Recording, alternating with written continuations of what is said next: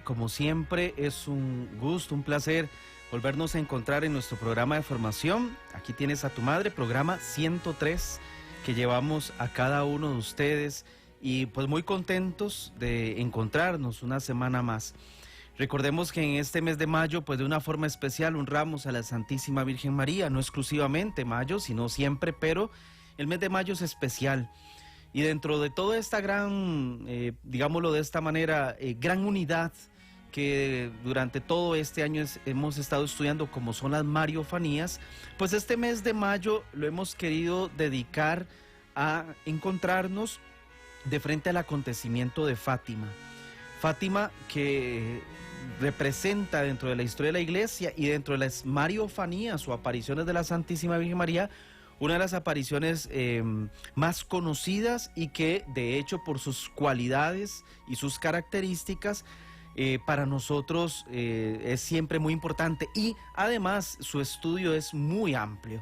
En los programas anteriores nos hemos acercado a la figura de los dos pastorcitos que fueron canonizados por el Papa Francisco en el centenario de las apariciones, Santa Jacinta y San Francisco Marto. Para esta ocasión, pues es justo también, evidentemente, y de hecho vamos a tomar los dos programas de este mes de mayo que nos restan para entrar a la figura de Sor Lucía, la prima de estos dos pastorcitos, la otra vidente, que es la que tuvo la gran misión de testimoniar el mensaje de la Santísima Virgen María en el acontecimiento Fátima. Para ello, pues hoy queremos contar con la grata presencia de Liz Chávez, que es consagrada de la diócesis de Cartago, que ya ustedes conocen también a través de un programa que ella en Radio Fides tiene y que en otros momentos nos ha acompañado. Entonces vamos a saludar a Liz, que se encuentra en su casa y que nos acompaña entonces para este programa especial. Liz, ¿cómo estás? Que Dios te bendiga. Hola padre, ¿me escucha bien? Perfectamente, adelante. Excelente. Pues muchas gracias por la invitación y un saludo muy especial a todos los queridos radioescuchas y de Radio Fides, toda la audiencia de Radio Fides San José TV y por redes sociales. Aquí estamos para servirle, padre. Muchas gracias. Muchas gracias, Liz. Y bueno, de antemano felicitarte a vos y a todas las consagradas que en este mes de mayo celebran, si no me equivoco, me corregís, los 50 años de la promulgación que ya con fruto del Vaticano II del Ordo Virginum, como ya lo tenemos, ¿verdad? Como tal, al día de hoy, aunque sabemos que la vocación de las vírgenes consagradas es de la Iglesia, de los primeros pasos de la Iglesia. Entonces, de antemano felicitarte a vos y a las hermanas también consagradas que en todo el mundo que este mes pues lo celebran. Tenían un congreso en Roma, pero por la situación actual pues no pudieron, se suspendió, ¿verdad? Pero eso no ha impedido de que lo vayan a celebrar, si Dios lo permite. De hecho, aquí en Radio Fides van a tener un programa especial al respecto, ¿cierto? Así es, estamos haciendo una celebración virtual, como todo ahora que es virtual, y Fides nos está ayudando con una entrevista con todas las organizadoras de este congreso virtual el 31 de mayo a la 1 de la tarde. Perfecto. Muchísimas gracias por la felicitación. No, pues ahí vamos a estar atentos pues a San José TV y a Radio Fides. Liz, pues bueno, como decíamos a la hora de que presentábamos el programa, pues a lo largo de este mes de mayo hemos estudiado en nuestro programa de Mariología el acontecimiento de Fátima, ¿verdad? Y como lo hemos dicho, ya han pasado pues 103 años y el acontecimiento Fátima es sin lugar a dudas una mariofanía particular. Y hoy, pues después de haber estudiado brevemente a San Francisco y a Santa Jacinta, pues queremos entrar a estudiar a Lucía, que es la vidente que pues le tocó pues dar el mensaje de la Santísima Virgen María, y quienes nos siguen a través de San José TV y de la plataforma también de Facebook de Radio Fides San José TV, estamos viendo algunas imágenes que sintetizan la vida de Lucía.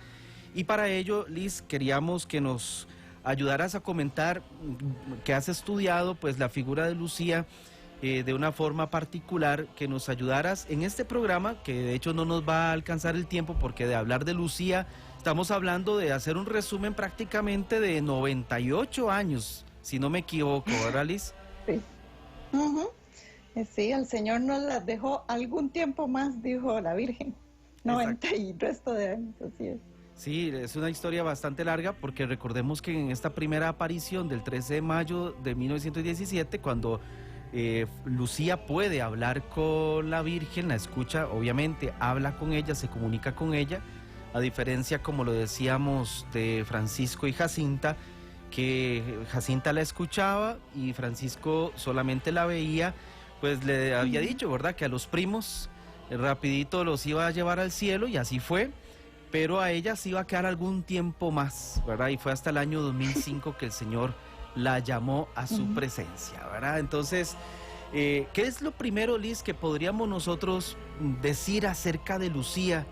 ¿Qué es lo que, como dato principal, podríamos nosotros empezar a conocer para saber qué fue lo que pasó con esta pastorcita que al final pues se convirtió en carmelita y que muere justamente en el Carmelo de Coimbra, en Portugal, y luego pues su cuerpo fue trasladado al santuario de Fátima, allá en Portugal también? Sí, yo creo, Padre, que estamos ante el misterio de Dios, porque Dios la eligió a ella para quedarse en este mundo tanto tiempo y compartir este mensaje. Podríamos hablar del misterio de Dios que sucede con todos los santos, ¿verdad?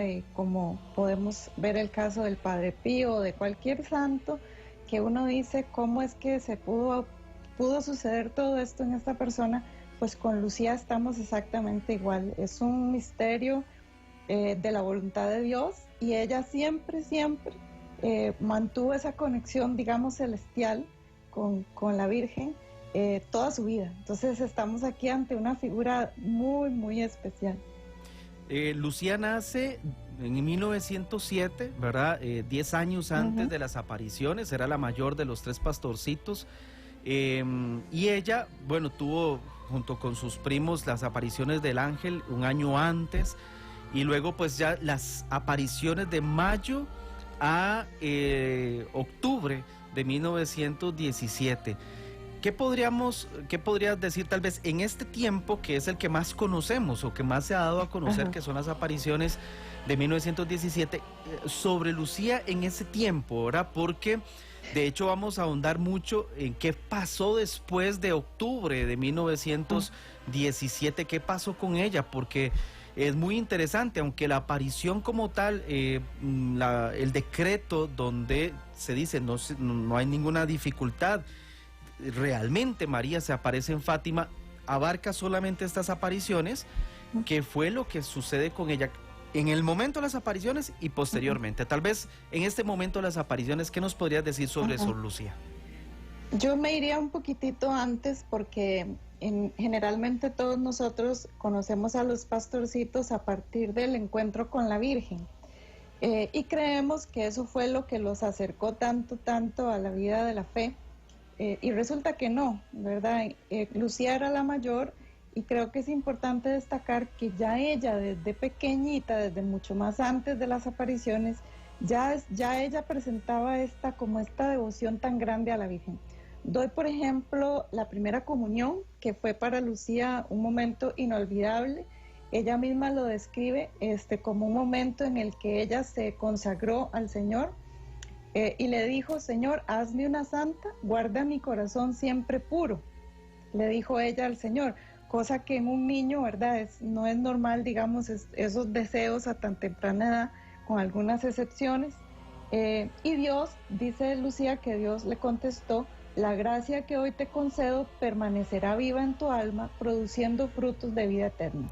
Entonces vemos cómo desde tan chiquita ya Lucía venía preparada, o venía preparándose para esta misión tan grande que el Señor le va a confiar prácticamente toda su vida.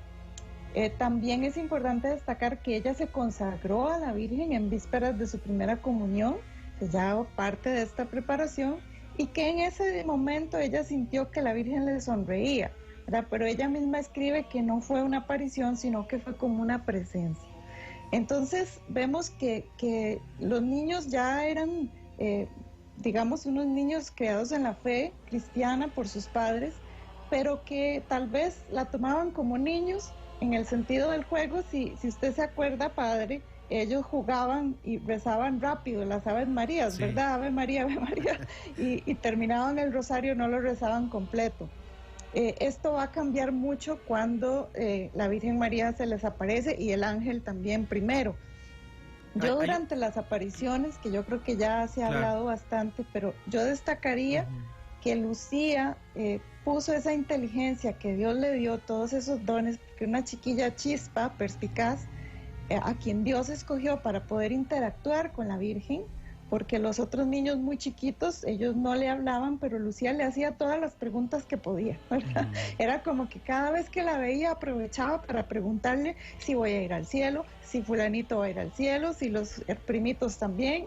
Entonces ella aprovechaba mucho esos momentos para preguntar, y esto es muy destacable en Lucía, ¿verdad? Esa perspicacia para poder hablar con la Virgen, y una memoria increíble para después, 20 años después, escribir todo lo que pasó en Fátima. Hay un detalle que vos ahorita acabas de mencionar, que de hecho lo encontré en este libro que tengo por aquí, que se llama Lucía de Fátima y sus primos, que fue editado antitos del centenario de las apariciones de Fátima.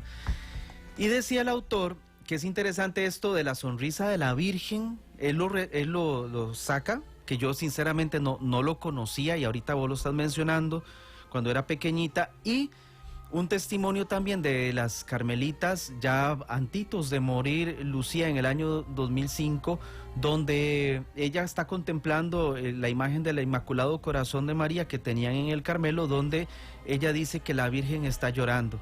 Entonces hablaba de la sonrisa y de las lágrimas de la Virgen como a lo largo de todo ese proceso de servicio, digámosle, como instrumento de Dios y de la Virgen de Lucía. Detalles muy interesantes donde ya vemos la presencia de Dios, la manifestación de la Virgen en la vida de Lucía, desde el puro inicio de su vida y prácticamente cuando ya ella fallece. Yo creo que es importante también destacar que un sufrimiento, bueno, la Virgen les anunció sufrimientos, ¿verdad? Los dos niños pues padecieron la enfermedad. Lucía también sufrió enfermedad durante su vida, pero muchos sufrimientos, como por ejemplo que su mamá nunca le creyó, ¿verdad? Su mamá nunca le creyó lo de las apariciones.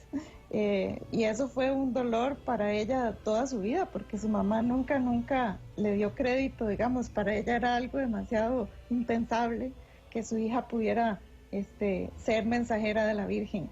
Entonces vemos aquí también una niña fuerte, ¿verdad? Ante los sufrimientos, ante las situaciones difíciles. Ella, como la mayor de los tres, también tomó ese liderazgo cuando estaban en prisión. Ella calmaba a sus primitos, ¿verdad? Ella sabía que ella tenía un peso diferente, ¿verdad?, al de los demás en todo esto, y siempre consideró la primera aparición del 13 de mayo de 1917 como su fiat a Dios, a la Virgen. Siempre lo va a considerar así, y cada vez que Dios le va a pedir algo en su vida, ella va a decir: renuevo el fiat del 13 de mayo, cuando la Virgen les pregunta si estaban dispuestos a sufrir y a entregarse a Dios por salvar a las almas, y ella dijo que sí. Cuando dijeron los tres: sí queremos, ¿verdad? Qué interesante este detalle, bueno, de la entrega de los tres, ¿verdad? Siendo tan pequeñitos, tan niños. Lucía, que toma, inclusive por su carácter, por su madurez, siendo tan niña, el liderazgo de alguna manera de este acontecimiento, sobre todo por la misión que la Virgen le encomienda, al ser la interlocutora, la que pregunta, la que puede dialogar y la que le va a corresponder llevar el mensaje a lo largo de toda su vida. Pero el tema de la familia, ¿verdad?, que ahorita mencionabas, de hecho aquí tengo a mano de las memorias de Lucía, donde ella dice: mi madre y mis hermanas mantuvieron su actitud de desprecio, que en verdad me era más sensible y me costaba tanto como los insultos. Más adelante dice: en el seno de la familia también había otro disgusto del que se me culpaba, porque, como decían, Coba de Diría era una propiedad perteneciente a mis padres. En el fondo tenía un poco de terreno fértil en el cual se cultivaba maíz, legumbres y hortalizas. En los declives habían algunas oliveras, encinas y robles. Ahora bien, desde que el pueblo comenzó a ir allí, no pudimos seguir cultivando nada. La gente todo lo pisaba, gran parte iba a caballo y esos animales acababan comiéndose y estropeándolo todo. Mi madre se lamentaba de esta pérdida diciéndome, cuando tú quieras comer se lo pides a la señora. Lucía es muy sincera, Lucía es muy sincera con la situación familiar, ¿verdad? Fue muy duro para ella, de alguna manera la incredulidad ante un evento como este, pero que también a lo largo del tiempo la mamá, aunque también sentía o llevaba esta situación de que habrá pasado realmente, pues tuvo que ir asumiendo que era la historia y de salvación que Dios iba presentando también en su familia.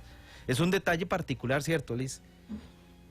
Claro, son esos sufrimientos que la Virgen les había anunciado, ¿verdad? Tendrán que sufrir y ellos aceptaron. Cuando yo hablo de Fátima, generalmente cuando llego a ese punto de cuando la Virgen les pregunta que si quieren, yo digo, habría que ver si los adultos respondemos así. Yo creo que no, ¿verdad? Yo creo que si la Virgen nos dice, están dispuestos a aceptar todos los sufrimientos para la salvación de las almas, yo creo que muchos lo pensaríamos, ¿verdad? Porque nos da miedo. En cambio, los niños en esa pureza, ellos inmediatamente dijeron que sí y fueron fieles a ese sí, a ese fiat, ¿verdad? Lo mantuvieron incluso cuando los pusieron en prisión, que los asustaron y les dijeron que los iban a hervir en una olla, ¿verdad? Que los iban a cocinar. Por supuesto, los más chiquititos pensaban que eso era así, que los iban a cocinar y estaban dispuestos al martirio.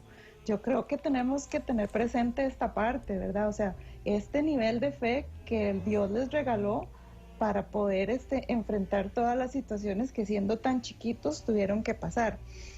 Ahora, yo quiero destacar también de Lucía que en esas preguntas que ella aprovechaba para hacerle a la Virgen, cuando le dice que tú te vas a quedar un tiempo más, que ahí vemos también el tema de eternidad, ¿verdad? Para Dios, un tiempo más son 100 años, para nosotros un tiempo más es, no sé, 1 año, 2 años, ¿verdad? Sí. Estas son las diferencias. Allá en el cielo es un eterno presente, ¿verdad? Aquí es donde tenemos esa presión de tiempo. Pero cuando Lucía le pregunta y se queja con la Virgen y le dice, pero me voy a quedar aquí sola, ¿verdad? La Virgen le dice algo que también va a marcar la vida de Lucía y que es algo que también nos dice a todos nosotros y le dice, no hija, y tú sufres mucho, no te desanimes, yo nunca te dejaré. Mi inmaculado corazón será tu refugio y el camino que te conducirá hasta Dios. Y yo creo que ya con Lucía, después de toda la vida que pasó y todo, nos damos cuenta de que verdaderamente estas palabras de la Virgen se cumplieron. Ella nunca la abandonó, siempre le dio fortaleza, consuelo, dirección, todo, y la condujo a la santidad, porque Lucía hoy está en proceso también de beatificación, una vida santa. Eso es lo que también interesante, ese detalle que vos apuntás, porque justamente el Papa Benedicto XVI dispensó del tiempo para empezar un proceso de beatificación, canonización, todo el estudio, dispensó los 5 años que normalmente se tienen después de la muerte de la persona que se va a hacer la investigación. A los 3 años de la muerte es cuando el Papa Benedicto XVI pues da, digámoslo así, el banderazo inicial para el proceso de beatificación de Lucía, que en este momento va adelante. Y claro, me imagino que llevará su tiempo por la gran cantidad de testimonios escritos, cartas, etcétera, que tendrán que leer, estudiar o estarán en este proceso para llevar adelante este estudio, pero que sin embargo, Liz, la vida de Lucía en medio de situaciones tan difíciles fue una vida, digámoslo, heroica, ¿verdad? Porque pasado el 13 de octubre, que fue la última aparición y que, como decíamos, hasta ahí llegó el estudio o la aprobación, estrictamente hablando, del acontecimiento Fátima como una mariofanía.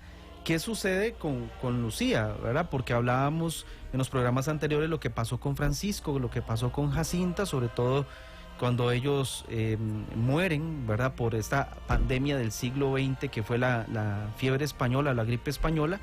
¿Qué pasa entonces con Lucía? ¿Qué sucedió con ella? Bueno, cuando prácticamente yo diría que la Virgen se apropió de Coba de Iría, ¿verdad? Era una propiedad familiar, pero dadas las apariciones y el impacto que esto tuvo, y la familia tuvo que ceder y luego la iglesia va a comprar estas propiedades para construir todo lo que hay hoy. Pero ¿qué pasó después, digamos, inmediatamente después con Lucía?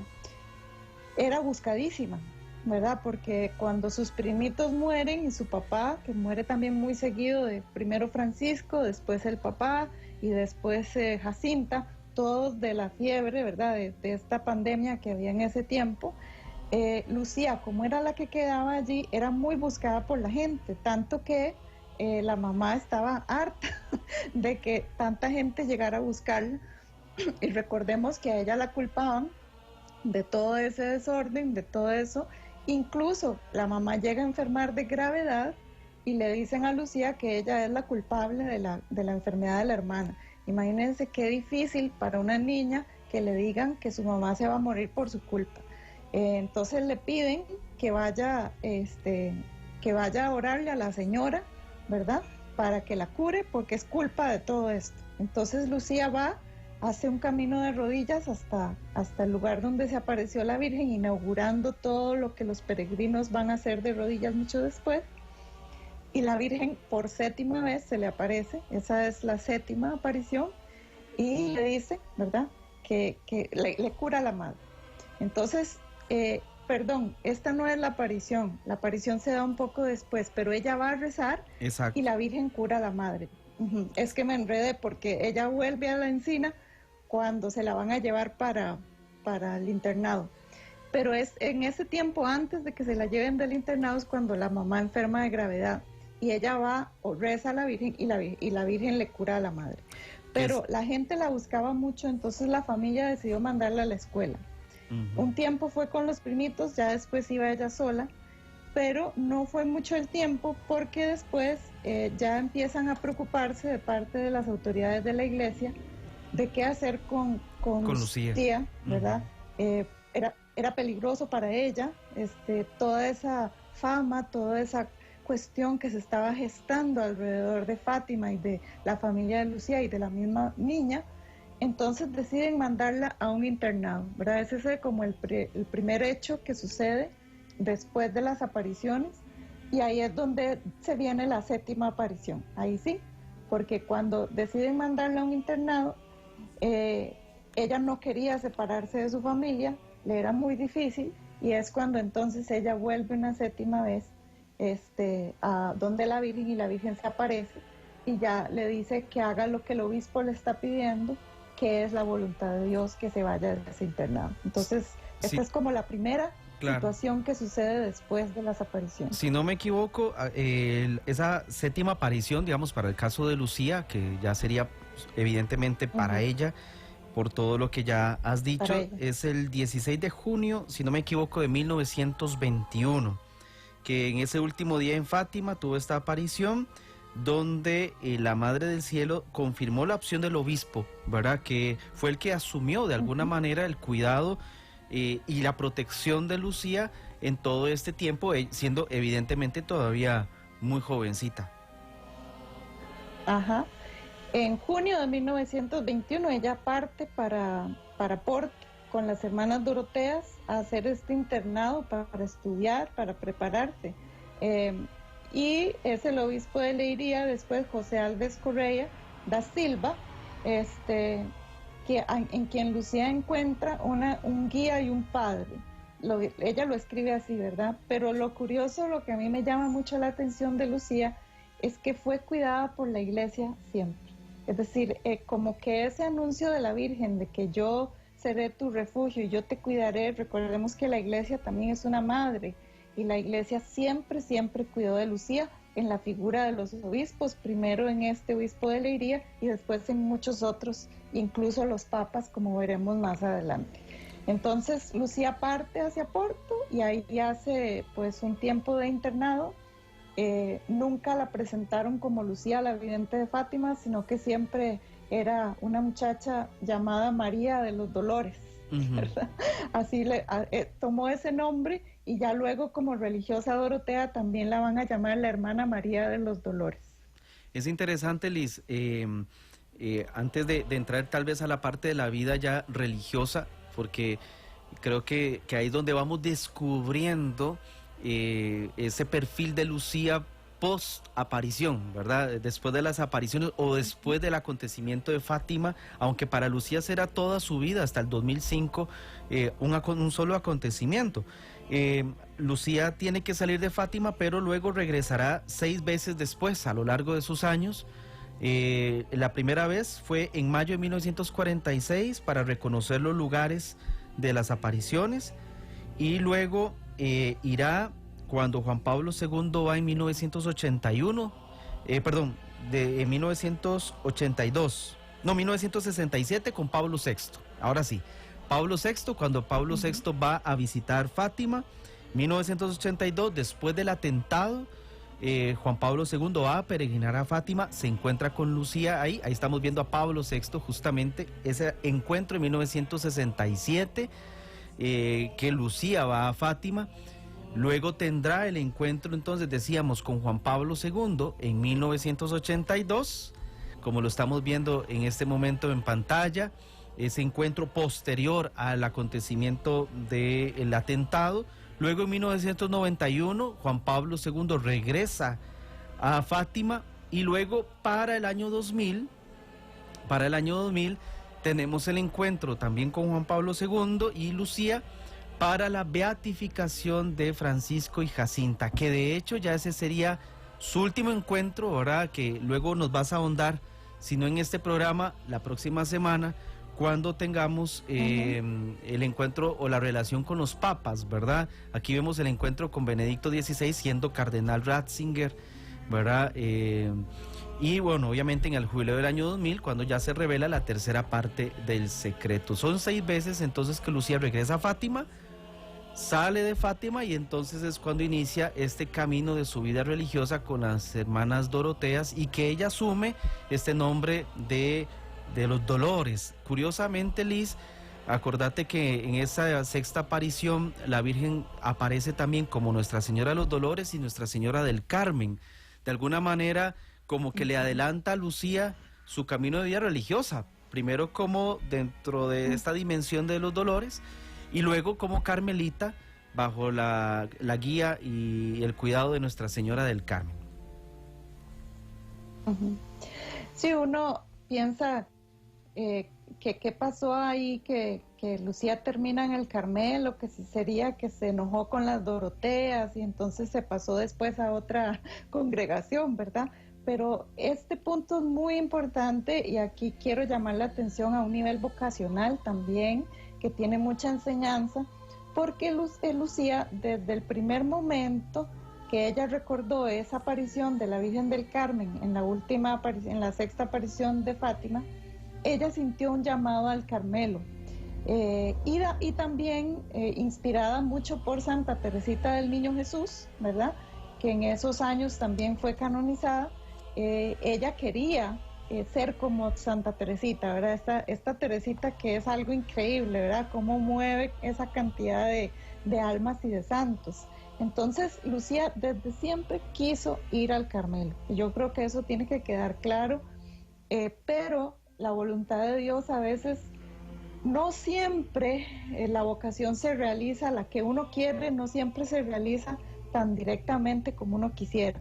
Es decir, yo veo a veces seminaristas que salen y entran y después de mucho tiempo pueden ordenarse sacerdotes y pasan muchas cosas. Hay otros que hacen todo el seminario completo y se ordenan. En el caso de Lucía, su llamada fue en el sufrimiento, diría yo, en la cruz, porque las hermanas Doroteas querían que se quedara con ellas, le dijeron que la vocación al Carmelo era muy dura para ella, que no tenía buena salud, y ella, como también el obispo le aconsejó que mejor se quedara con las Doroteas, entonces ella por obediencia se convence y se queda con ella, se va quedando, hasta que incluso hace votos perpetuos con las hermanas, pero nunca dejó de aspirar al Carmelo. Es decir, ella sabía que estaba en un camino que no era el suyo, y sin embargo lo ofreció, ese dolor lo ofreció al corazón de María también, por todo esto que la Virgen le pidió, ¿verdad? Por la salvación de las almas, por la conversión del mundo, por el Papa. ella siempre tuvo ese deseo de ofrecer todo por el Papa hasta el fin. Eso lo vamos a ver en el otro programa, ¿verdad? Es una, un amor hacia el Papa, ¿verdad? Hacia la Iglesia, algo que es nos muestra la autenticidad de la santidad de Lucía.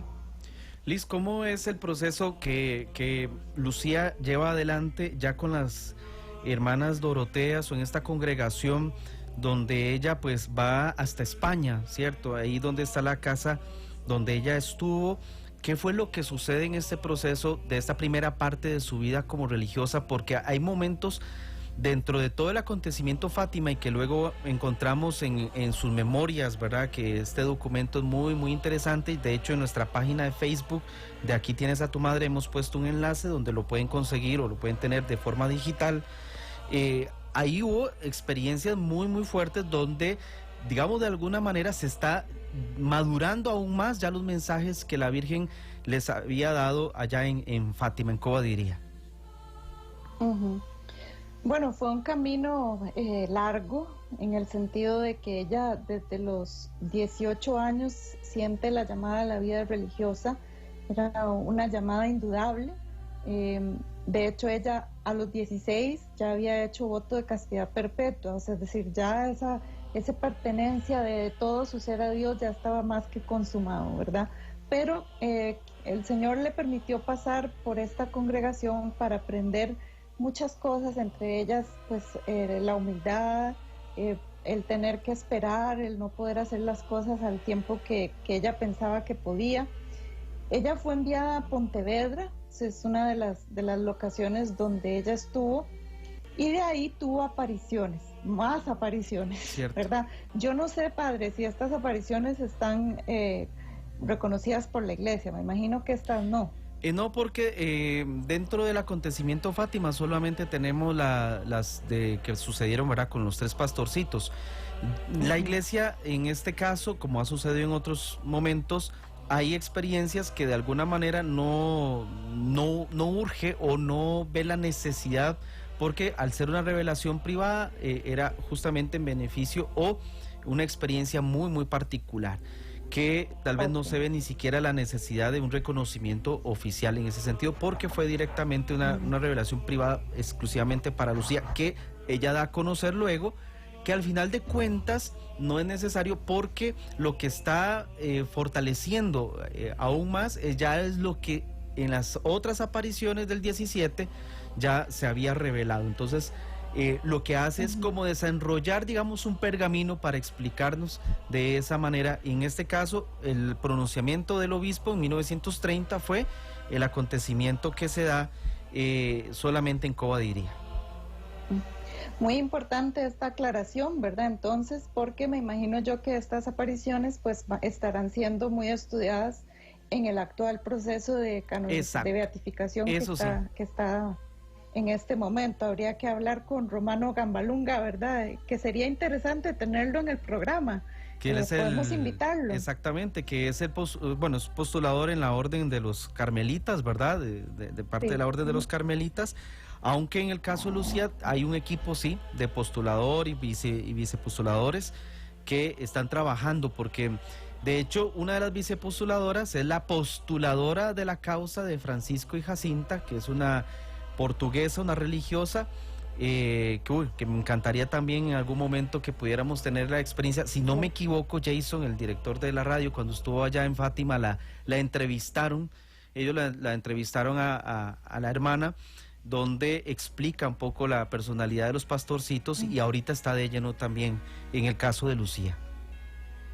Sí, sería muy rico conocer a fondo cómo va el proceso, ¿verdad? De Lucía, dado pues todo esto. Pero para volver al tema de Pontevedra, la madre se le aparece en su cuarto, la Virgen. Venía con el niño Jesús, ¿verdad? Y el niño Jesús le dice: ten compasión del corazón de tu Madre Santísima, que está cubierto de espinas, que los hombres le clavan.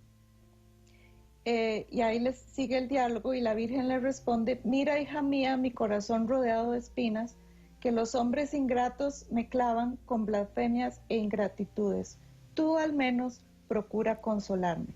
Y es cuando la Virgen, para no leer todo el texto porque es un poco largo, le pide establecer esta devoción de los primeros sábados, ¿verdad? Que es una devoción que muchos hacemos, que son los primeros 5 sábados, los primeros sábados de mes, hacer una comunión reparadora, confesarse, rezar el rosario, ¿verdad? Pidiendo por todos los, más bien tratando de ayudar a la Virgen, ¿verdad? Contra todos las blasfemias que se cometen contra su Inmaculado Corazón. Entonces, es la primera vez que Lucía recibe de la Virgen, ¿verdad? Como esta obra de hacerla en la iglesia, pero Lucía va a tener el problema de que el Instituto de las Doroteas, sencillamente la Madre Superiora le dijo que no podía ayudarla, que no podía hacer nada.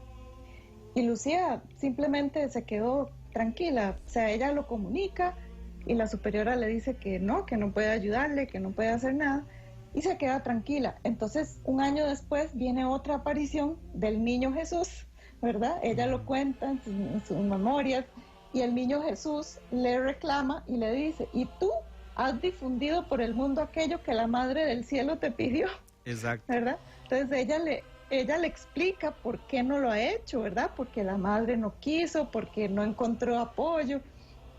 Y el niño le dice, basta que tu confesor te dé permiso y que tu superiora lo diga para ser creído. Son 2 apariciones personales, digamos, para ellas, privadas, pero muy fuertes. Muy fuertes. ¿Verdad? La forma en que sucedieron. Claro, estamos hablando de 1925 y 1926, cuando se dan estas 2 apariciones que se han conocido gracias al mismo testimonio y obediencia de Lucía al escribir sus memorias.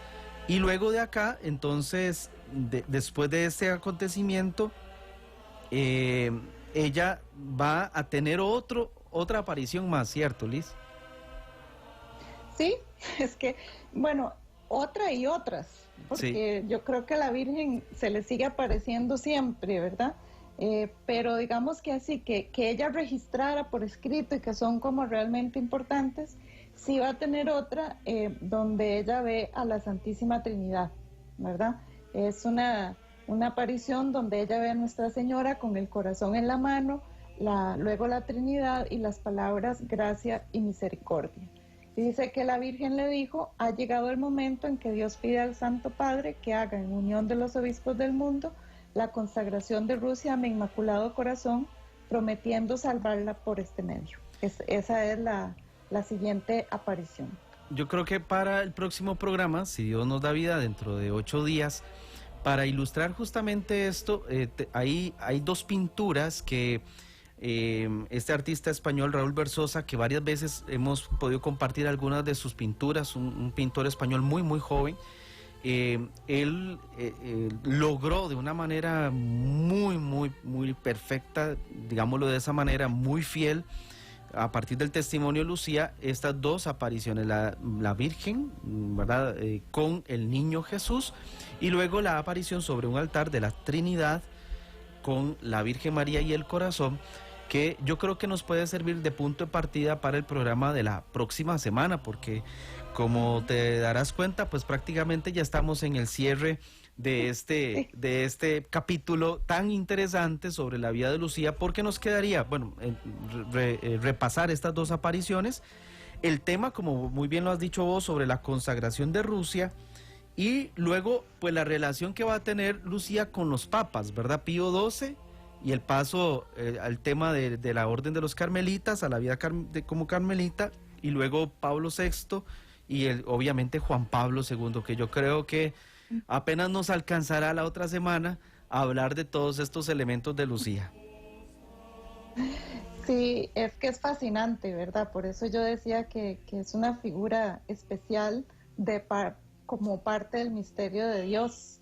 Y yo creo que aquí, terminando esta parte de estas apariciones, es importante también destacar la obediencia y la humildad en la que Lucía se había sometido a la iglesia, en el sentido en que cuando ella cuenta esto y su superiora le dice no, ella no hace nada, y cuando el confesor le pide quemar estos documentos, ella los quema, después le dice que los vuelva a escribir, ella los vuelve a escribir, ¿verdad? Entonces estamos ante una santa, ¿verdad? Es una mujer muy obediente, muy humilde, que hizo este camino de cruz. Así ¿verdad? es.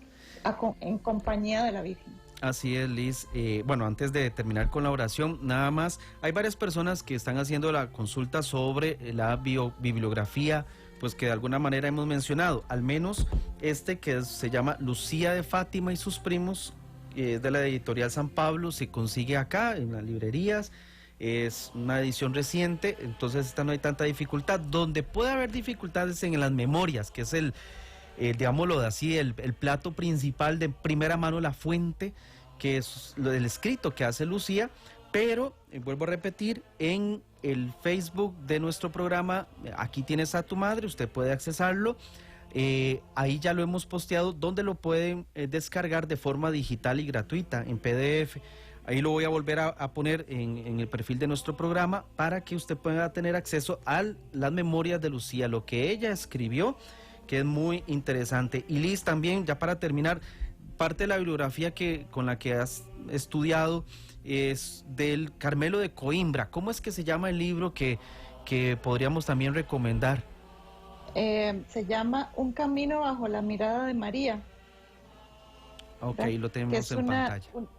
Una bibliografía ya editada por el Monte Carmelo. Ok. Entonces es del Carmelo de Coimbra donde termina Lucía pues su peregrinaje en esta tierra.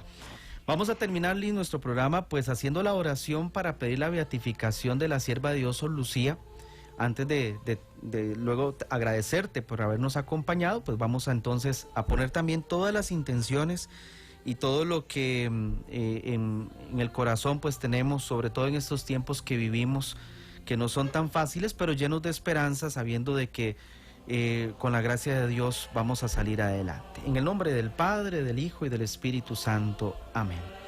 Santísima Trinidad, Padre, Hijo y Espíritu Santo, os adoro profundamente y os agradezco las apariciones de la Santísima Virgen en Fátima para manifestar al mundo las riquezas de su corazón inmaculado.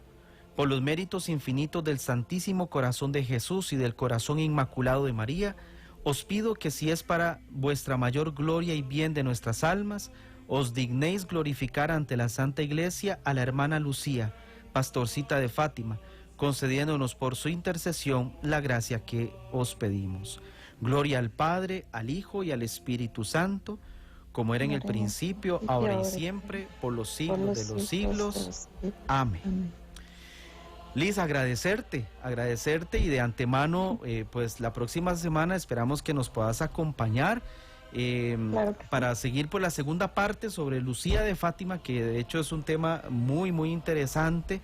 Recordarles que en el Facebook de Radio Fides, también el Facebook de Aquí tienes a tu madre, pues ahí van a encontrar de nuevo el programa y algunos materiales que podemos ir también posteando para poder profundizar en este tema.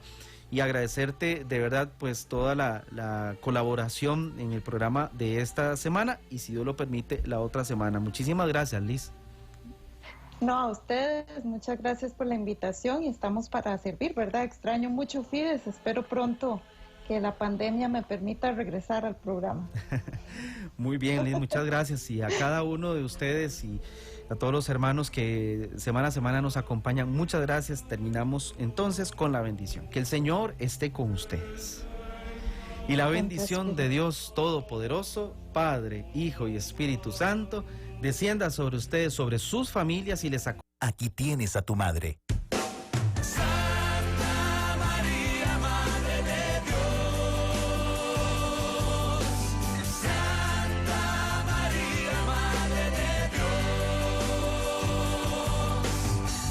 Padre Mario Zúñiga.